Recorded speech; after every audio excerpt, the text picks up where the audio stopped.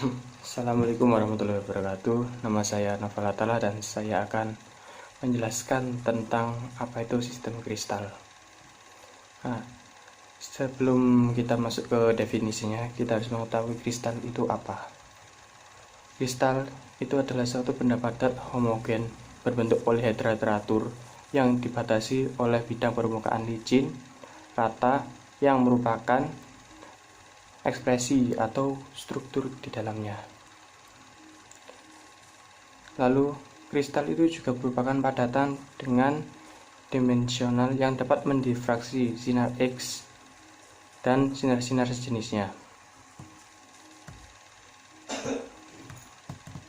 Ada beberapa unsur yang selalu diperhatikan dalam sistem kristal ini. Yang pertama adalah bidang simetri. Bidang simetri adalah bidang bayangan yang dapat membelah kristal menjadi dua bagian, yang merupakan pencerminan antara satu dengan yang lainnya. Bidang simetri ini dapat dibedakan menjadi dua, yaitu bidang simetri aksial dan bidang simetri menengah.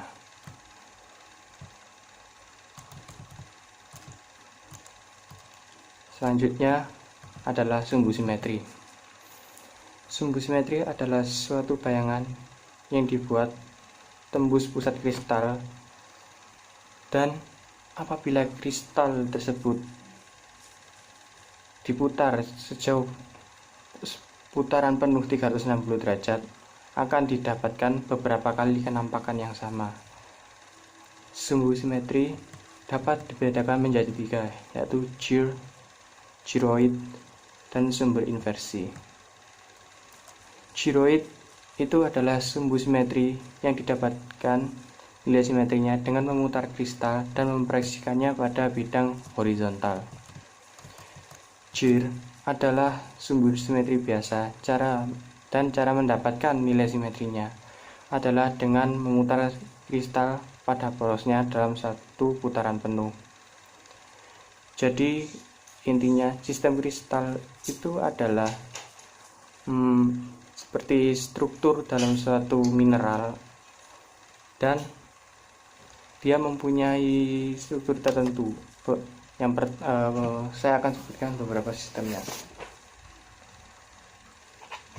Yang pertama ada sistem isometrik, yaitu struktur sistem kristal yang paling simetri dan yang paling umum. Panjang sama sudut potongnya itu saling berpotongan satu sama lain. Sistem ini tidak berpolar, beda dengan sistem-sistem yang lainnya, sehingga membuatnya jauh lebih dikenal daripada sistem lainnya. Contoh mineral dari sistem isometrik adalah emas, pirit, dan fluorid. Yang kedua ada sistem tetragonal. Sama dengan sistem metrik, sumbu kristal masing-masing saling tegak lurus. Akan tetapi pada sumbu A2 dan A1 berbeda dengan A3, di mana sumbu A3 biasanya mempunyai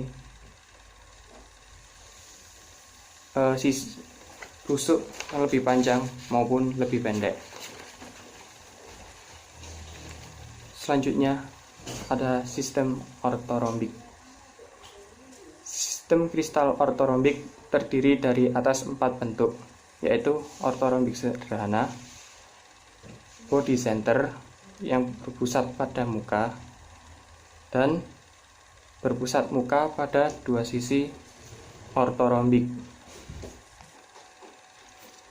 Sistem ini dikatakan ortorombik karena tiga sumbu simetrinya saling tegak lurus satu sama lain.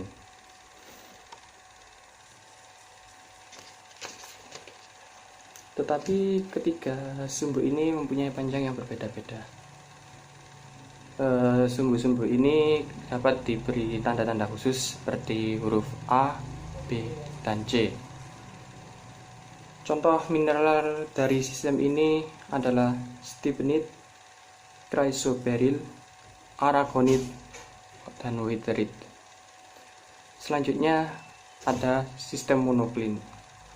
Monoklin artinya hanya mempunyai satu sumbu yang miring dari 3 sumbu yang dimilikinya. Ketiga sumbu tersebut tentu mempunyai panjang yang tidak sama, yang umumnya sumbu C yang paling panjang dan sumbu B yang paling pendek. Contoh beberapa mineralnya antara lain ada azonit, malasit, gypsum, dan epidor. Selanjutnya ada sistem heksagonal. Sistem ini mempunyai 4 sumbu kristal, di mana sumbu C tegak lurus terhadap ketiga sumbu lainnya. Sumbu A, B, dan C masing-masing membentuk sudut 120 derajat terhadap satu sama lain. Sumbu A, B, dan D memiliki panjang yang sama, sedangkan panjang sumbu C yang paling berbeda. Sumbu C ini dapat yang paling panjang maupun yang paling pendek. Contoh mineral dari sistem heksagonal adalah dolomit dan apatit. Selanjutnya ada sistem trigonal. Sistem ini mempunyai nama lain rhombohedra karena beberapa ahli memasukkan sistem ini ke dalam sistem kristal heksagonal. Demikian pula cara penggambarannya pun sama. Perbedaannya, bila pada sistem trigonal setelah berbentuk bidang dasar yang termasuk segi 6 kemudian dibentuk segitiga dengan menghubungkan 2 titik sudut yang melewati titik sudutnya. Selanjutnya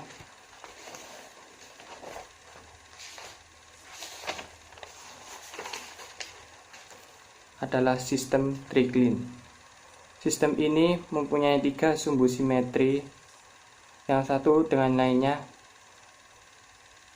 tidak saling sama panjang tusuknya. Contoh mineralnya antara lain albit, labrazonit, kaolinit, microdin, dan anoritodos. Selanjutnya adalah apakah faktor-faktor yang mempengaruhi dalam penelitian sistem kristal ini. Yang pertama adalah temperatur dan ataupun suhu. Apabila suhu bertambah tinggi, kristal tersebut dapat menguap, dan suhu rendah, kristal tersebut dapat membeku, sehingga sulit untuk mengetahui densitasnya karena volume yang tidak stabil. Selanjutnya adalah massa benda, di mana massa benda itu kemungkinan semakin besar massa bendanya, maka massa jenis atau densitasnya juga besar. Kemudian ada volume benda atau volume kristal. Apabila volume benda besar, massa jenisnya akan berpengaruh, dan massa benda juga akan terpengaruhi pada ukuran partikel-partikel kristalnya. Kita dapat menerapkan sistem kristal atau kristalografi ini untuk mempelajari sifat-sifat berbagai macam mineral yang paling dicari oleh manusia, dengan alasan menentukan harga jualnya sebagai perhiasan karena nilai estetikanya maupun nilai guna dari mineral itu sendiri. Sekian yang bisa saya jelaskan. Assalamualaikum warahmatullahi wabarakatuh. Laporan penelitian selesai.